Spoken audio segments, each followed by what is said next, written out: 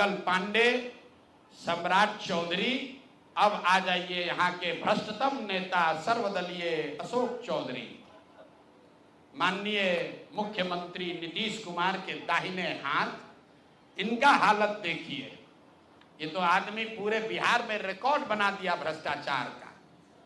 हम लोग अभी तक सुनते आए हैं कि लालू जी बेनामी प्रॉपर्टी खरीदते थे। अब इनका देखिए बेनामी प्रॉपर्टी का हालत। ये दस्तावेज इतना है कि जैसा मुन्ना जी बता रहे हैं कि समेटते समेटते हम लोग थक गए कि भाई कितना भेजोगे। हमने अब कह दिया भाई अब और जमीन का कागज मत भेजो। भाई साहब के एक पीए हैं, पीए थे दत्त साहब, योगेंद्र दत्त, नाम याद रखिए। अशोक चौधरी के पीए योगेंद्र दत्त 2019 में, जरा कागज निकालिए, 2019 में अशोक चौधरी जी ने 34 लाख रुपया में योगेंद्र दत्त के नाम पर विक्रम में 1 एकड़ जमीन, करीब करीब 1 एकड़ जमीन, 0.7 एकड़, 23 कट्ठा जमीन इन्होंने खरीदा। 76 डिसमिल जमीन है जो 23 सवा 23 कट्ठा होता है, करीब करीब 0.7 एकड़। विक्रम में 34 लाख में जमीन खरीदा गया योगेंद्र दत्त के नाम पर, जो उस समय अशोक चौधरी के पीए थे। अब सुनिए इसमें कहानी। 2 बरस के बाद दत्त साहब ने वो जमीन ट्रांसफर रजिस्ट्री कर दिया अशोक चौधरी के बेटी और अभी के सांसद शांभवी चौधरी के नाम पर 34 लाख रुपया में। इसका डीड है, ये डीड आपको जारी करेंगे, आप देख लीजिएगा। अब इसमें नई बात, अच्छी बात क्या है, नई बात क्या है? 34 लाख रुपया में जो दत्त साहब ने जमीन खरीदी थी और यहां रजिस्ट्रार ऑफिस में लिखा गया 34 लाख रुपए में दत्त बेच रहे हैं जमीन शांभवी चौधरी को, और एक दत्त साहब को पैसा कितना गया बैंक से? 10 लाख रुपया। वो बैंक का अकाउंट डिटेल है, जरा दीजिए, तारीख आपको बता देते हैं कि 2 साल के बाद जो जमीन अशोक चौधरी ने अपने पीए के नाम पर खरीदी थी, वही जमीन वापस 2 बरस के बाद अपने बेटी के नाम पर लिखवा लिया, और 34 लाख के रुपए के जमीन के एवज में अशोक चौधरी ने दत्त साहब को 10 लाख रुपया बैंक से भेजा।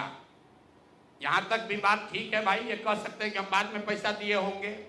इसी बीच इनकी बेटी चुनाव लड़ने चली गई, तो इनकम टैक्स ने इनको नोटिस किया कि भाई आपकी जो प्रॉपर्टी है वो 34 लाख की है और बैंक में आप सिर्फ 10 लाख रुपया दिखा रहे हैं, बाकी का पैसा कहां है? तो 10 लाख जमीन इनकी रजिस्ट्री हुई है। उसके एक दिन बाद, तारीख नोट कर लीजिए, 20 फरवरी 2021 को 10 लाख रुपया इन्होंने अपने पीए के अकाउंट में डाला है। अकाउंट यहां पर डिटेल आपको दे देंगे, और 34 लाख रुपए का जमीन वापस इनसे ले लिया। जब इनकम टैक्स ने नोटिस रेज किया कि जमीन है 34 लाख का और अकाउंट में सिर्फ 10 लाख रुपया ही दिख रहा है, तो 4 बरस के बाद 27 अप्रैल 2025 को जमीन लिखवाया है 2021 में। इनका क्रेडिबिलिटी देखिए, जमीन रजिस्ट्रार ने लिख दिया, आप हम जाते हैं उनको खड़ा करके पूछता है भैया कहाँ है रुपया, कहाँ दिए? ये 19 में इन्होंने बेनामी जमीन खरीदी पीए के नाम पर, 21 में उस जमीन को वापस अपने बेटी के नाम पर लिखवाया। 10 लाख रुपया का ट्रांजैक्शन हुआ। जब इनकम टैक्स ने नोटिस रेज किया तो भाई साहब ने जान बचाने के लिए 27 अप्रैल 2025 को, मतलब बेटी के एमपी बनने के बाद 25 लाख रुपया दत्त को, मिस्टर दत्त को फिर इन्होंने बैंक से ट्रांसफर किया। तो मैं आपके जरिए अशोक चौधरी जी, जो अपने आप को महादेव का भक्त बताते हैं, हमको तो लक्ष्मी के ही भक्त ज्यादा दिखते हैं, महादेव के भक्त नहीं हैं, ये लक्ष्मी के भक्त हैं। अगर आपने 34 लाख रुपए की जमीन अपने पीए से अपने बेटी के नाम पर खरीदी तो उसका भुगतान क्यों नहीं किया? 10 लाख ही क्यों भुगतान किया?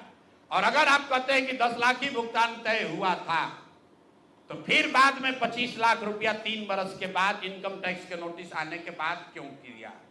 अब आपको हम एक छोटा सा केस बता रहे हैं, इसका वैल्यू 34 लाख है, लेकिन आपको ये इसलिए बता रहे हैं कि इनका मोडस ऑपरेंडी क्या है, क्योंकि उसके बाद अब जो आपको बताएंगे, ये भाई साहब पिछले 2 बरस में 200 करोड़ रुपया से ज्यादा का संपत्ति, 200 करोड़ रुपए से ज्यादा का संपत्ति अपने पत्नी, अपने बेटी, अपने समधन, उनसे जुड़ा हुआ एक ट्रस्ट, मानव वैभव विकास ट्रस्ट, इसके माध्यम से इन्होंने जमीन खरीदी है करीब 200 करोड़ रुपए का, और सारा डीड एक जिस दिन का ट्रांजैक्शन है वो सारा डीड आपको यहां पर, आप चाहे तो उसका फोटोकॉपी ले सकते हैं।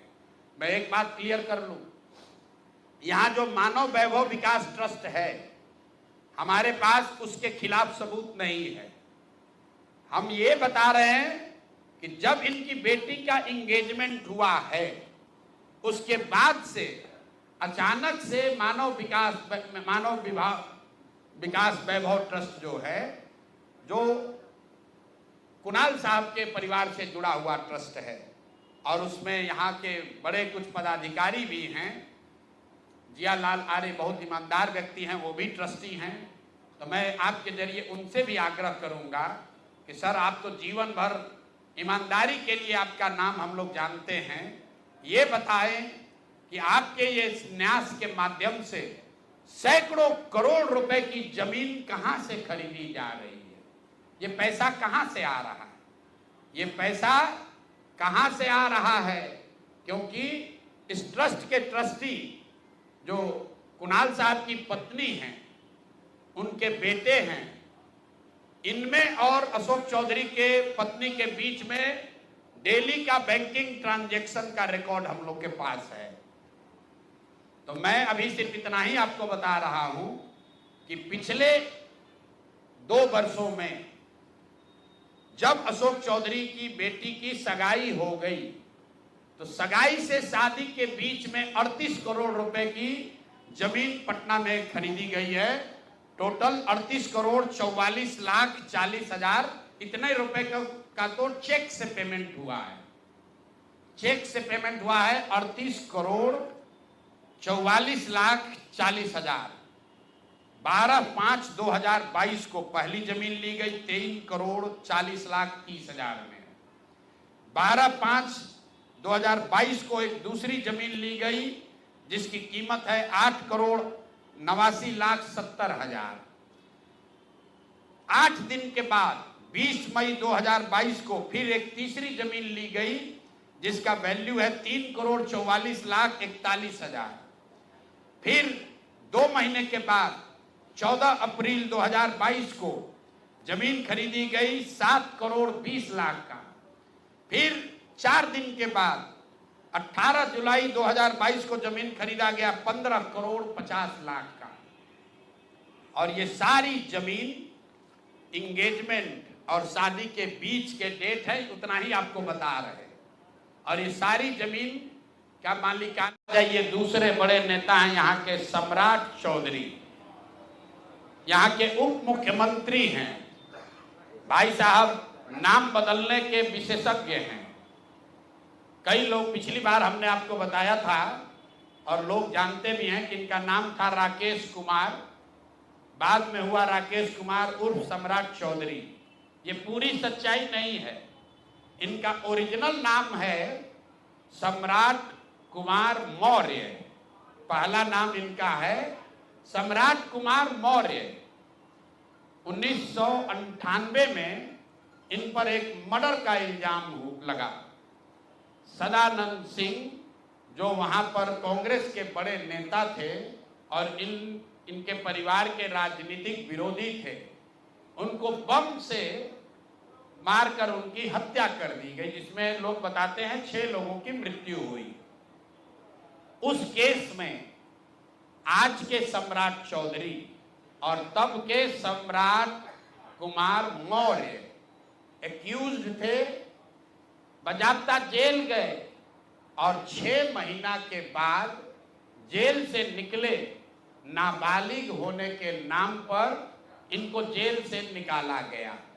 तो पहले तो सम्राट चौधरी, उनके समर्थक और चाल चरित्र चेहरा की बात करने वाले भाजपाई, और उससे भी बढ़कर बिहार में भाजपा को, एनडीए को वोट देने वाले लोग एक बार जरा जान जाइए कि आपका उप मुख्यमंत्री मर्डर का एक्यूज्ड है, जेल में रहा है, और जेल से सिर्फ इसलिए छूटा क्योंकि इन्होंने प्रमाण दिया कि हम नाबालिग हैं।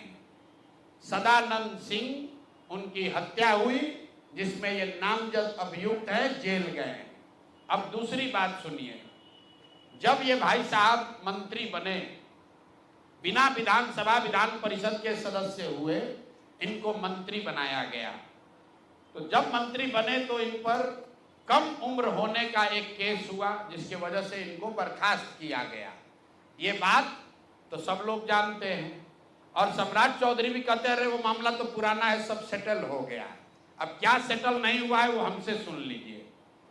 उस केस के पिटीशन में सुप्रीम कोर्ट में लिख के दिया गया कि इन्होंने जब मैट्रिक का एग्जाम दिया, तो मैट्रिक का एग्जाम इन्होंने दिया है सम्राट कुमार मौर्य के नाम से, और सुप्रीम कोर्ट के हलफनामे में यह लिखा गया कि सम्राट कुमार मौर्य उस समय के, इन्होंने इनका एडमिट कार्ड, इनका रोल नंबर, वो सब जारी किया, सुप्रीम कोर्ट के दस्तावेज में है। और बिहार विद्यालय परीक्षा समिति जो मैट्रिक का एग्जाम कराती है, इनसे पूछा गया सुप्रीम कोर्ट के द्वारा इनके पढ़ाई के एज के बारे में, क्योंकि मैट्रिक के सर्टिफिकेट को ही एज का दस्तावेज माना जाता है। तो उसमें बिहार विद्यालय परीक्षा समिति ने बताया कि सम्राट कुमार मौर्य करके जो विद्यार्थी मैट्रिक की परीक्षा पास करने का दावा कर रहे हैं, ये एक्चुअली 234 नंबर इनको आया था, ये मैट्रिक परीक्षा फेल हो गए थे। ऐसा हलफनामा सुप्रीम कोर्ट में दायर किया गया। तो इसको ध्यान रख लीजिए, 1998 में सुप्रीम कोर्ट में जो दस्तावेज जमा किया गया, जिसके आधार पर सुप्रीम कोर्ट ने इनके एज का निर्धारण किया, उस दस्तावेज के मुताबिक सम्राट कुमार मौर्य मैट्रिक का एग्जाम पास नहीं किए, उनको 234 नंबर आया, उनको फेल कर दिया गया। इसका दूसरा प्रमाण यह है कि 2010 में जब सम्राट चौधरी ने अपना हलफनामा दिया, तो उसमें लिखा कि मैं 7वीं पास हूं, 7वीं पास है। तो जो सुप्रीम कोर्ट में दस्तावेज है उसको सम्राट चौधरी ने भी 2010 में स्वीकार किया है।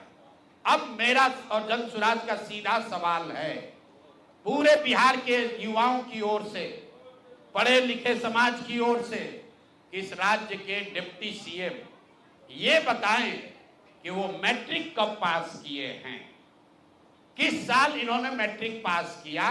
आप लोग पत्रकार बंधु उनसे खाली इतना पूछ लीजिए कि सर किस साल आप मैट्रिक पास किए हैं, क्योंकि 2010 के बाद मैट्रिक का एग्जाम दिए नहीं है। डिग्री लगाए हैं अपने हलफनामा में, फर्जी, वो कई बार चर्चा हो गई कि उनका जो डिग्री है वो फर्जी है, डॉक्टरेट कहाँ यूनिवर्सिटी ऑफ कैलिफोर्निया से किए हैं, वो सब बात छोड़ दीजिए। सीधा सवाल, सम्राट कुमार मौर्य जो जिन पर मर्डर का इल्जाम लगा, नाम बदलकर राकेश कुमार किया, वो राकेश कुमार जब अपने सुप्रीम कोर्ट के हलफनामे में कह रहे हैं, बिहार विद्यालय परीक्षा समिति ने कहा कि ये मैट्रिक का परीक्षा फेल कर गए हैं, इन्होंने खुद स्वीकार किया 2010 में कि 7वीं क्लास ये पास हैं, तो फिर ये मैट्रिक का परीक्षा कब पास किए हैं, यही सीधा सवाल है। ये बहुत बड़ा बड़ा लंबा लंबा फेंकते हैं, कभी मुरेठा बांध कर कभी मुरेठा खोल के। ये आदमी इतना फर्जी है, ये मैट्रिक का परीक्षा पास ही नहीं किया। तो बिहार की जनता को ये जानकारी होनी चाहिए कि ये मैट्रिक भी पास नहीं किया है आदमी, और दावा कर रहा है कि हम डिलीट का डॉक्टरेट ऑफ लिटरेचर किए हैं यूनिवर्सिटी ऑफ कैलिफोर्निया से। आप बताइए कि बिहार में कोई अगर क्लर्क, कोई सिपाही, कोई अफसर अगर गलत डिग्री के साथ पकड़ लिया जाए, नौकरी तो जाएगी ही जाएगी, जेल भी जाएगा। ये आदमी डिप्टी सीएम है, फर्जीवाड़ा किया है, मर्डर के केस में जेल गया है, 7वीं पास होने का सर्टिफिकेट लिखा है अपने एफिडेविट में, और आज तक इलेक्शन कमीशन भी नहीं पूछ रहा है कि मेरे भाई तुम डिलीट कर लिए, मैट्रिक कब पास किए? क्या बिना मैट्रिक पास किए डिलीट कर लिए? तो ये इनसे सवाल है, आप लोग नहीं पूछिएगा तो इस बार जब हलफनामा लड़ने आएंगे चुनाव, तो इनका जो भी विरोधी होगा इनसे पूछेगा कि भैया मैट्रिक कब पास किया, उसका सर्टिफिकेट लगाओ। अपने चुनावी हलफनामा में भाई साहब 10वां 12वीं का बात नहीं करते हैं, सीधे बात किया कि हम ग्रेजुएशन किए हैं कामराज यूनिवर्सिटी से, जो है ही नहीं। उसके बाद कह दिया डॉक्टरेट ऑफ लिटरेचर कर लिए यूनिवर्सिटी ऑफ कैलिफोर्निया से।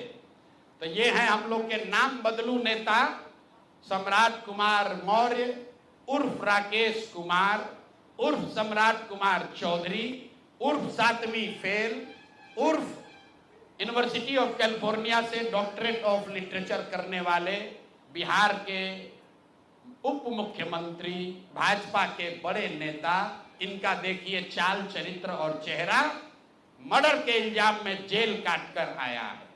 तो मेरे भाई भाजपा के जितने वोटर हो, आप राजद को कहते हो जंगल राज की बात, राजद वाले जंगल राज के लिए दोषी हैं, उसके लिए जनता ने उनको सत्ता से हटा दिया, लालू जी को जेल जाना पड़ा। और ये सब जो मैं रोज कहता हूं कंबल उड़कर घी पीने वाले लोग, पहले राजद में था तो वहां पर भी गुंडागर्दी किया, और अब भाजपा में आकर यहां भी लूट मार कर रहा है, पूरे राज्य का स्थिति बर्बाद कर रहा है। अब अंतिम छोट भैया नेता है पेट्रोल चोर संजय जायसवाल। भाई एक उनका लेटर दे दीजिए। छोट भैया है, जब दूसरे सब धाराशायी हो गए तो पीछे छटपटा रहे हैं। अब इन पर ज्यादा कुछ बोलेंगे तो इनका भाव बढ़ जाएगा। मीडिया वाले भी आजकल इंटरव्यू लेना शुरू कर दिए हैं, क्योंकि प्रशांत किशोर पर ही बोल रहे हैं, जन सुराज पर बोल रहे हैं। इनका पूरा कच्चा चिट्ठा जरा देख लीजिए। चिट्ठी, इनका एक पेट्रोल पंप है इनके माताजी के नाम पर बेतिया में। तो हमने कहा कि बेतिया में जब हम पदयात्रा कर रहे थे तो लोगों ने कहा कि 10 वर्षों तक ये भाई साहब वहां एक फ्लाईओवर नेशनल हाईवे का था, वो बनने नहीं दे रहे थे, क्योंकि उससे इनका पेट्रोल पंप का बिक्री कम हो जाता। इन्होंने कहा ना, ऐसा तो कोई बात नहीं है, बेतिया का एक आदमी जानता है। इतना ही नहीं, हम आपको फोटो जारी करेंगे कि जब लोगों का दबाव हुआ तो इन्होंने एक बोर्ड लगाया था बेतिया में, जिसमें लिखा था कि ये फ्लाईओवर का निर्माण मेरी वजह से नहीं, राज्य सरकार के परमिशन नहीं देने के वजह से रुका हुआ है। तो पहला प्रमाण कि फ्लाईओवर का बनना और नहीं बनना और उसका दोष इन पर था, इसका प्रमाण ये है कि इन्होंने खुद से सार्वजनिक तौर पर एक बोर्ड लगाया था कि फ्लाईओवर का निर्माण मेरी वजह से नहीं, राज्य सरकार से परमिशन नहीं मिलने के वजह से रुका हुआ है। अब इसका आगे सुन लीजिए। 2015 में भाजपा और नीतीश जी गठबंधन में नहीं थे, तो जब इन्होंने दोष लगाया राज्य सरकार पर, तो तब के जदयू के अध्यक्ष, जिला अध्यक्ष डॉक्टर NN शाही, जो वहां के बहुत प्रतिष्ठित व्यक्ति हैं, बड़े डॉक्टर हैं, जदयू के जिला अध्यक्ष थे, उन्होंने संजय जायसवाल को खुली चुनौती दी कि आपने जो बोर्ड लगाया है ये गलत है। टाउन हॉल में दोनों में सार्वजनिक चर्चा हुई थी, दोनों को करीब हजारों लोगों के सामने इस बात पर बहस हुआ कि आखिर फ्लाईओवर का निर्माण क्यों नहीं हो रहा है। उसके बाद पेट्रोल पंप से इनका कितना प्यार है ये समझ लीजिए। ये है गरिमा देवी सिकारिया, जो अभी वहां नगर की महापौर हैं। इनका लेटर है पत्रांक NMO 242532 डेटेड 14/8/2024, 14/8/2024 मतलब 14 अगस्त 2024 को। जरा इसमें इसका पारा पढ़ के आपको सुना देते हैं। ये गरिमा देवी सिकारिया ने जब अस्थाई समिति की पूरी बैठक हुई बेतिया नगर निगम के, उसके महापौर के तौर पर गरिमा देवी सिकारिया ने नगर आयुक्त को चिट्ठी लिखी। उस चिट्ठी का एक हिस्सा पढ़ रहा हूं आपको, इसके कोट। इसके साथ ही अस्थाई समिति की संपन्न बैठक 13/11/2023 पहली बैठक, 28/2/2024 दूसरी बैठक, 29/6/2024 तीसरी बैठक, 24/7/2024 चौथी बैठक और 4/7/2024 5 बैठकों में छावनी स्थित, छावनी उस इलाके का नाम है, छावनी स्थित पेट्रोल पंप को, जो संजय जायसवाल के भाई का पेट्रोल पंप है, इन्हीं का पेट्रोल पंप है, इनके पिताजी के समय का है, इनके भाई के नाम पर है। सुनिए क्या लिखा हुआ है। छावनी स्थित पेट्रोल पंप को ईंधन के अत्यधिक बिल एवं भ्रष्टाचार को देखते हुए पेट्रोल पंप बदलने का निर्णय लिया गया था और साथ ही ये तय किया गया था कि 15 अगस्त के बाद समिति के निर्णय के बाद जो भी वहां पर पेट्रोल बिका है उस सब के भुगतान पर पूर्णतः रोक लगाया जाए। ऐसा इसलिए किया गया कि वहां नगर निगम के सफाई की गाड़ियों के बिल के नाम पर 5 करोड़ रुपया मंथ वाइज आपको ये जारी कर रहे हैं। 5 करोड़ रुपया, 5,86,67,33 रुपए का इन्होंने भुगतान उस पेट्रोल पंप को नगर निगम ने किया है। और अस्थाई कमेटी के 5 बैठकों में ये पाया गया कि ये ज्यादातर भुगतान फर्जी है, गलत है, ज्यादा बढ़ा कर लिया जा रहा है। अस्थाई कमेटी के अभी की महापौर गरिमा सिकारिया ने नगर आयुक्त को लिखा कि भाई 5 बैठक में निर्णय हो गया कि इस पेट्रोल पंप से हम लोग को तेल नहीं लेना है, इसका भुगतान 15 अगस्त से बंद कर दिया जाए। उसके बावजूद ये अफसरों पर दबाव बनाकर नगर के अधिकारियों के साथ मिलकर सारा जो वहां नगर निगम का सरकारी गाड़ी है, जो सरकारी तेल की खरीद होती है, वो इसी पेट्रोल पंप से कराते हैं और 10 लीटर तेल बिकता है, 20 लीटर का वाउचर बनाता है। ये पेट्रोल चोर फेसबुक पर पोस्ट कर रहा है, कहा हमको कि हिंद महासागर में जाएगा, हिंद महासागर में जाओ या लाल सागर में जाओ, मेरा नाम प्रशांत महासागर है, इसमें डूबोगे तो कहीं पता नहीं चलेगा कहां जाओगे।